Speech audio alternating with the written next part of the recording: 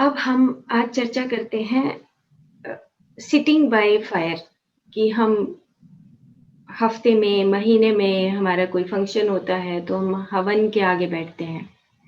हमें हवन करना चाहिए, नहीं करना चाहिए। तो कई बार हम चर्चा भी करते हैं सुबह-शाम के अपने चैनल पर कि अपने आस-पास के पत्तों को उठाओ, हवन कुंड लो, उसके अंदर पत्तों को डालो, जब वो सूख जाएँ तो उसमें 2 चम्मच घी डालो और हफ्ते में 1 बार गूगल उसके भीतर डाल के हवन सामग्री डाल के उस तरीके से हवन करना है। अब इसका साइंटिफिक क्यों ये साइंस क्या कहती है इसके पीछे? आज हम उसकी बात करेंगे।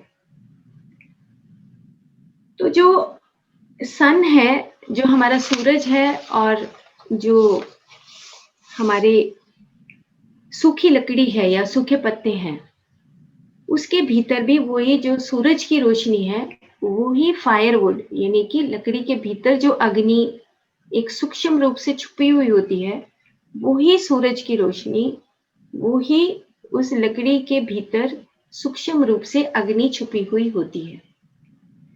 क्यों होती है? क्योंकि जैसे ही सूरज की रोशनी आती है, पत्तों के अंदर जो फोटोसिंथेसिस होता है, पत्तों के स्टोमेटास खुलते हैं, उसके भीतर वो रोशनी जाती है और उसके अंदर वही सूरज का प्रकाश हमारे पत्तों के भीतर आता है, वही फायरवुड हमारे लिए फ़ायदा करती है।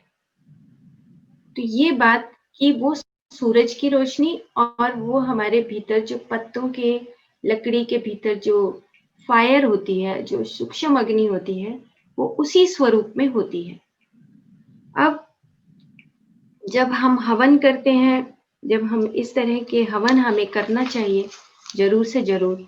तो जब हम उसके सामने बैठते हैं, तो जो इलेक्ट्रिकली चार्ज्ड आयन्स होते हैं, मतलब कि जब अग्नि प्रज्वलित होती है, तो वो इलेक्ट्रॉन्स चार्ज हो जाते हैं और जैसे ही वो चार्ज होंगे, तो वो हमारे नॉस्ट्रिल के माध्यम से, हमारे सांस के माध्यम से, हमारे लंग्स के अंदर वो इलेक्ट्रिकल चार्ज भीतर प्रवेश करेंगे। उससे क्या होगा? जैसे ही हम सांस लेंगे, तो हमारे हृदय की जो मांसपेशियाँ हैं, वो एक्सपैंड करेंगी। वो ऐसे डायलेट करेंगी, खुल जाएँगी।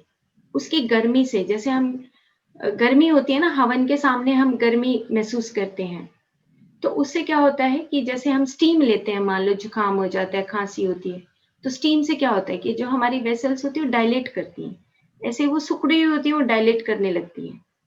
तो जैसे ही हम हवन के सामने 10 मिनट, 15 मिनट बैठते हैं, तो हमारी जो छोटी से छोटी वेसल्स होती हैं, छोटी से छोटी नालियाँ होती हैं, उस गर्मी की वजह से वो वेसल्स डायलेट करती हैं।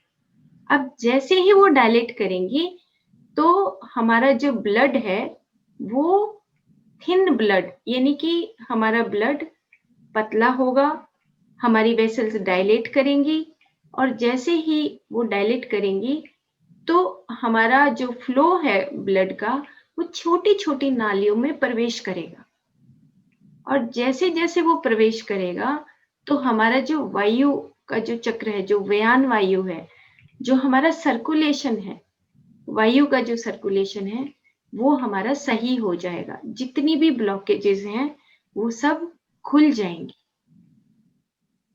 इसीलिए हमें हवन हफ्ते में 1 बार, महीने में 1 बार हवन के सामने ज़रूर से ज़रूर बैठना चाहिए। तो पहले जो सिटिंग बाय फायर इन्होंने हरीश जौहरी ने जो पुस्तक में बहुत अच्छा एक्सप्लेन किया है एक ही पैराग्राफ, लेकिन एक-एक लाइन इतना इम्पोर्टेंट है कि इन्होंने कहा कि जो इलेक्ट्रिकल चार्ज्ड आयन्स हैं, वो चारों तरफ एटमॉस्फेयर में फैल जाते हैं, जिससे जो हमारी जैसे हम कहते हैं आम की लकड़ी है, उसमें फॉर्मेल्डिहाइड गैस होती है।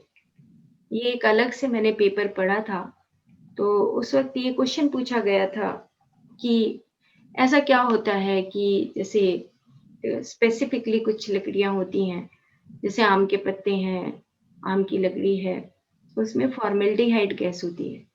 और भी हमारे जो प्लांट्स होते हैं जैसे अर्जुन है, इनमें भी, या जो भी पत्ता आप उठाएँगे, कपूर का पत्ता उठाएँगे, तो इसमें फॉर्मेल्डिहाइड गैस होती है जिससे हमारे चारों तरफ के जो बैक्टीरिया होते हैं, वायरसेस होते हैं, फंजाई होते हैं, जो टॉक्सिन्स होते हैं, जो नेगेटिव एनर्जी जिसको हम कह सकते हैं, वो हमारे सब नष्ट हो जाते हैं। तो इसका प्रभाव, इसके ऊपर रिसर्च पेपर तो आए ही हैं, इसका प्रभाव हमें देखने को भी मिलता है। आपने एक भोपाल गैस कांड सुना होगा, बहुत साल पहले, भोपाल गैस कांड। उसमें सिर्फ़ कुछ ही 2 फैमिलीज़ बची थी। नहीं तो मैं एक रिसर्च पेपर पढ़ रही थी। उस वक़्त मेरे को ये पता लगा कि सिर्फ़ उस घर में हवन होता था रेगुलरली। तो वो 2 फैमिलीज़ क्यों बची, इसके ऊपर एक रिसर्च आई कि हवन की वजह से उनके घर का जो एटमॉस्फेयर था, आप नेट के ऊपर जाके देख सकते हैं, अब तो मुझे बहुत साल हो गए ये देखे हुए। तो भोपाल कांड में कुछ फैमिलीज़ बची जिन घरों में हवन होता था, उन घरों में वो आयन्स जो भोपाल गैस के थे, वो अंदर नहीं प्रवेश कर सके। इतना गहरा प्रभाव होता है जब हम हवन करते हैं। और अगर हम रेगुलर करते हैं हवन, रेगुलर इन द सेंस कि आप 10 मिनट का आहुति अगर आप देना चाहें तो दे सकते हैं। जैसे रेगुलरली मेरा एक नेचर है कि हम अपने घर में मॉर्निंग में, इवनिंग में, दोनों टाइम हवन होता है। हवन इन द सेंस कि आपने प्रज्वलित कर दिया और उसके बाद ध्यान में बैठ गए। मंत्र चैंटिंग करना है तो आप कर सकते हैं। तो लगभग हफ्ते में 1 बार ज़रूर नियम बनाएँ कि अपने घर में हवन करना है, जिससे हमें फ़ायदा तो है ही, चारों तरफ जो एटमॉस्फेयर है वो भी शुद्ध होता है और हमारे भीतर भी जो आयन्स जाएँगे, उससे हमारा जो ब्लड है वो थिन होगा, पतला होगा और छोटी-छोटी सूक्ष्म नालियों में जाएगा, तो हम हेल्दी होंगे। ओके, तो बहुत कुछ है बताने के लिए, लेकिन इसको बहुत साधारण भाषा में बता दिया कि हमें ये करना चाहिए। 24 घंटे बहुत है काम, ये छोटी-छोटी चीज़ें, लेकिन इतना मज़ा आता है ना इन कामों को करने के लिए। मुझे 5 मिनट पत्ते उठाने में इतना खुशबू महसूस होती है मुझे, इतनी अच्छी फीलिंग आती है कि आप एक्टिव होते हो, पत्तों को उठाते हो। एक अपने आप ही वो करुणा, प्रेम अपने आप जागने लगता है। नहीं, दिल जिससे नहीं है तो मत करो, कोई ज़रूरी थोड़ा है कि हर रोज़ हमें पत्थर की लकीर है कि हमें यही करना है। आप क्रिएटिव हो सकते हो, अपनी लाइफ़ को एन्जॉय बना सकते हो।